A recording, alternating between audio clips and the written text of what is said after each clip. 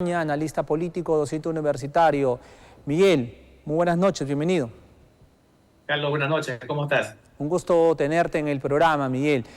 Mira, te cuento, estábamos justamente conversando en torno a la labor que viene cumpliendo este Congreso desprestigiado en sus niveles más bajos, que el día de hoy debieron haber decidido ya el adelanto de elecciones, debieron haberlo hecho a las 11 de la mañana, luego lo postergaron a las 4 y ahora lo postergaron para el día de mañana. O sea, no hay forma, no hay decisión, no hay acuerdo, no hay un desprendimiento de ellos en favor del Perú.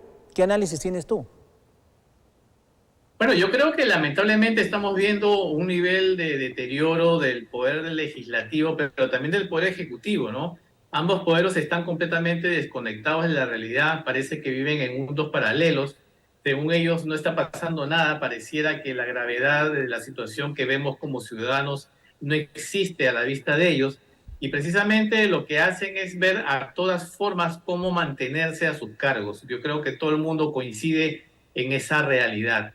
Por un lado, la presidenta Boluarte, en un discurso el día domingo, anunció proponer una ley en el caso de que el Congreso no decida adelantar las elecciones, pero ¿cómo va a proponer un proyecto de ley para algo que ya ha sido negado anteriormente? Un absurdo total.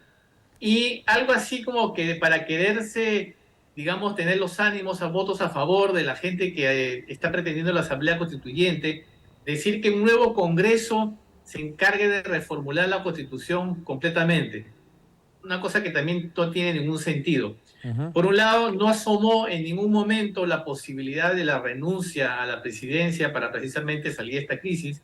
Y por el otro lado tenemos al Congreso que, como tú bien has dicho, está postergando la toma de decisión porque todavía no hay acuerdo, todavía no hay consenso. Hay un gran sector del Congreso que no se quiere ir, quiere mantenerse hasta el 2026, y los otros condicionan precisamente su voto a favor sobre esta situación de asamblea constituyente u otras situaciones de reformas que solamente lo van a beneficiar a ellos.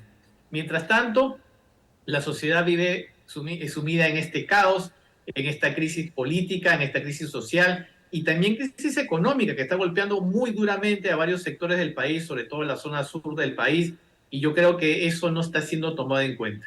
Ahora, la ciudadanía no va ya, la presión social de por sí ya está ya muy calentando demasiado, porque no va a tolerar más que este Congreso siga jugando con las fechas y con los meses. O sea, ya no, los quieren fuera, ya, ahorita, si es posible, pero hay que respetar un proceso y esto es 2023, no 2024. ¿Sería un despropósito, crees tú?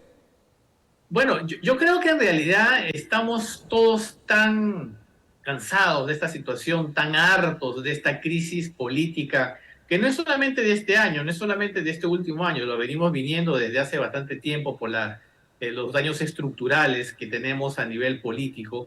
Yo creo que finalmente, si es que va a prevalecer la sensatez y mañana logra haber una reunión del Pleno y logra hacerse un adelanto de elecciones, yo creo sinceramente que no es para nada la solución a la crisis. Ojo, estamos Exacto. dándole gusto a un sector de la población que cree que con eso se va a resolver la situación que estamos viviendo, y no es así.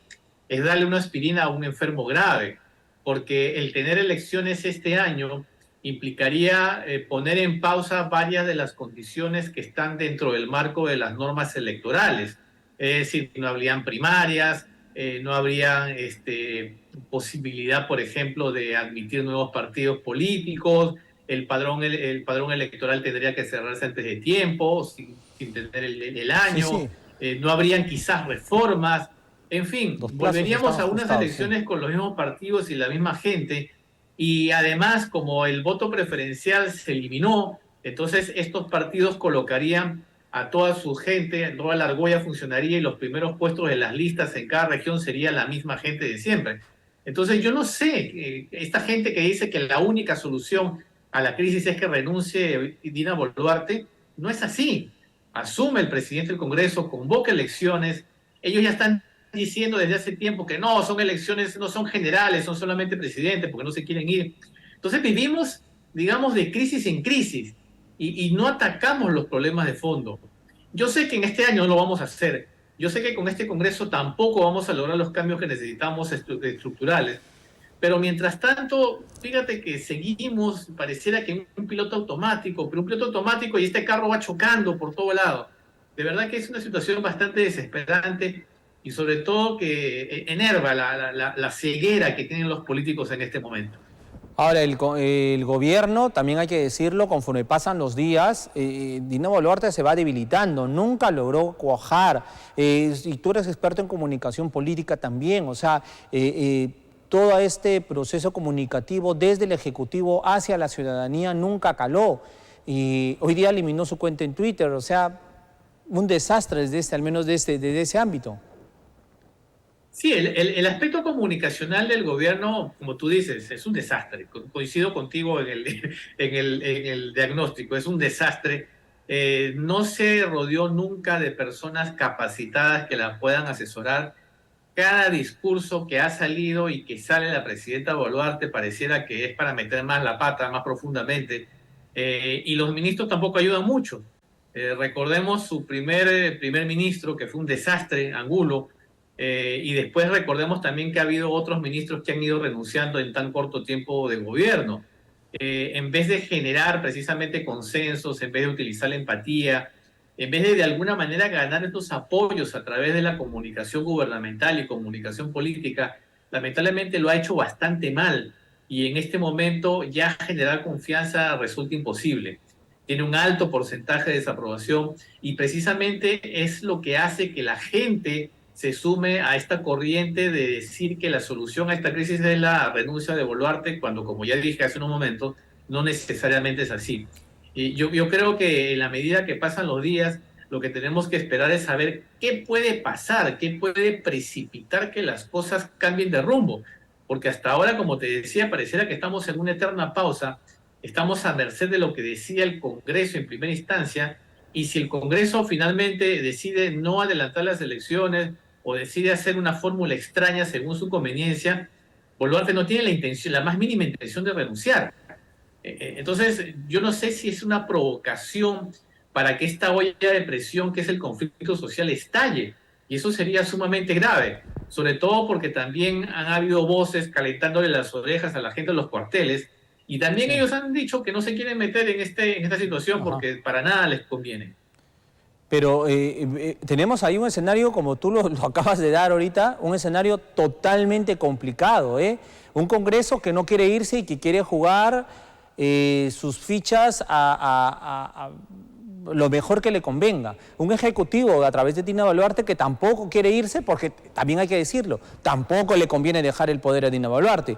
Y por el otro lado, una ciudadanía que sigue presionando allí, y hay una izquierda extremista que también está moviendo sus fichas. Entonces, ¿qué hacer? Porque también hay que decirlo, hay esta izquierda extremista que está imponiendo su agenda, y su agenda violenta, su agenda agresiva. No hay que olvidarnos de ese escenario tampoco. Vamos a, como dicen, a someternos a eso. Por eso te digo que estamos en una situación que pareciera que es la olla a presión y se está esperando a ver que estalle por algún lado. Fíjate que si hacemos un paralelo con lo que pasó durante el breve gobierno de Merino, con solamente 2 muertes se provocó la renuncia de Merino y el Congreso se vio prácticamente contra la pared para tomar decisiones. En ese momento, precisamente que las circunstancias eran otras, pero pareciera que ya el Congreso como que ha visto que no necesariamente tiene que ceder a la presión social y el gobierno también está creyendo que esta presión social puede ser controlada cuando no es así. Yo creo que tú has escrito muy bien también al tercer actor, esta izquierda que no admite que perdió el poder, esta izquierda que no admite que fracasó en esta oportunidad de carambola que se le dieron en las elecciones del año pasado, de hace 2 años. Pero yo creo entonces que la gente todavía no termina de entender cuál es la realidad de la situación y cómo es que debe que actuar. Por supuesto que no vamos a repetir esos discursos por ahí extremistas de que la presión social, que la violencia, que las muertes van a presionar a que se tomen medidas. Sin embargo, cuando ya la gente se harta, cuando ya se llega el hastío de que no se toman medidas y no se toman soluciones para solucionar la crisis, la calle es la que comienza a hablar, pero la calle ya comienza a hablar en todo el país. Ahora todavía están focalizadas las cosas y eso hace que entonces la intervención de las fuerzas policiales y las fuerzas armadas sea bastante limitada. Cuando Sí, ya esta situación se salga de las manos y la intervención de las fuerzas policiales y las fuerzas armadas se dé en todo el país, que no se ha llegado a ese punto, ahí es donde estaríamos quizás al borde de ese abismo y que solamente falta el empujoncito, ya sea para la presidenta de la República o ya sea para que el Congreso tome una decisión que no quiere tomar. terrible. Ahora, ¿cuánto nos falta para llegar a ese borde del precipicio? Hay que ser adivino para saberlo, Wow, pero pareciera sí. que estamos bastante cerca. Terrible, terrible, terrible, terrible. Y allí ya hoy día ha pasado en el Callao, ha pasado también en Ica, donde la misma población sale y se enfrenta a los manifestantes, exponiendo su vida también. O sea, no podemos llegar a esos niveles, amigos televidentes. Para concluir, un personaje que también siniestro, siniestro, sinceramente, Pedro Castillo, que desde la prisión, esta prisión preventiva, dice que él nunca dio un golpe de Estado. Es más, el día de hoy presentó un documento al Congreso diciendo de que le anulen la vacancia porque no se cumplieron con todos los pasos que tenía que hacerse ahí en el legislativo. Y por lo tanto, ¿no?, él debería seguir siendo el presidente y que Dina Boluarte es la ilegítima. ¿Cómo responder a ello? Bueno, el señor Castillo nunca ha estado ubicado en la realidad, siempre ha estado perdido en el espacio y nunca se rodeó con gente que lo haga aterrizar. Entonces no me sorprende para nada este tipo de declaraciones. Quizás se ve soportado, quizás en la soledad de su celda cree que esta divulgación de noticias falsas que hizo Petro, que hizo López Obrador o que hizo Evo Morales, según él, pues lo estarán apoyando pues de los países en general cuando no es así. Pedro Castillo cometió un delito porque no era cualquier persona cuando intentó meter el golpe de Estado. Si nosotros en este momento, a través de las cámaras de Sol TV, decimos que disolvemos el Congreso, la gente que nos ve y nos escucha diría, esta gente está loca, ¿qué está diciendo? Sin embargo, cuando él lo dijo, él estaba ocupando la presidencia de la República. Es el hombre con más poder en el Perú, el más poder político en ese momento. Que no haya tenido el respaldo de las Fuerzas Armadas y las Fuerzas Policiales es otra cosa. El hecho de que haya salido corriendo, huyendo del Palacio de Gobierno para buscar asilarse en la Embajada de México, dice que él sabía precisamente del delito que estaba cometiendo. El hecho de que no se haya concretado, repito, porque no tuvo el apoyo, no quiere decir que cometió un delito. Y precisamente él fue tomado, fue apresado por la flagrancia de lo que estaba cometiendo. Ahora, tratar de argumentar que la legítima defensa, que el proceso y toda esa cosa, no le quita en absoluto el delito que cometió y está establecido en la Constitución. Entonces, las cosas que dicen no me sorprenden. Es más, el que siga firmando cartas como presidente constitucional me parece pues un chiste de mal gusto, y más aún en esta situación de crisis que estamos viviendo, yo creo que le va a estar prestando atención a las sandeces que dice Castillo. Efectivamente, una cantinflada más de Castillo, salvando los parecidos. Miguel, Con el finalmente... respeto que se merece Cantinflas. Exactamente. Mi madre me escuchara que esté diciendo eso, ya la veo ya. Miguel, esperemos que mañana todo sinceramente llegue a buen puerto, que el Congreso esté al nivel de lo que los peruanos deseamos y que esto acabe, ya al menos la violencia, ¿no? La protesta, la crítica, eso va a continuar, el malestar va a continuar, pero la violencia al menos ya tiene que parar. Esperemos que mañana sea así con la decisión que tome el Congreso y que, reiteremos, que esté a la altura de la historia. Miguel. Exacto, de acuerdo. Ojalá que mañana pues se vea el humo blanco en el Congreso y haya un poco de sensatez y se busque una solución lo más factible y lo más beneficiosa para la sociedad. Yo insisto, yo soy un poco escéptico. Yo creo que no se va a solucionar la crisis, pero por lo menos salgamos de esta tratando pues de contentar a las partes que no quieren dar su voto ni quieren dar su brazo a torcer. Efectivamente, que así sea. Miguel Antesana, muchísimas gracias. Un abrazo fuerte. Gracias a ti, Carlos. Buenas noches.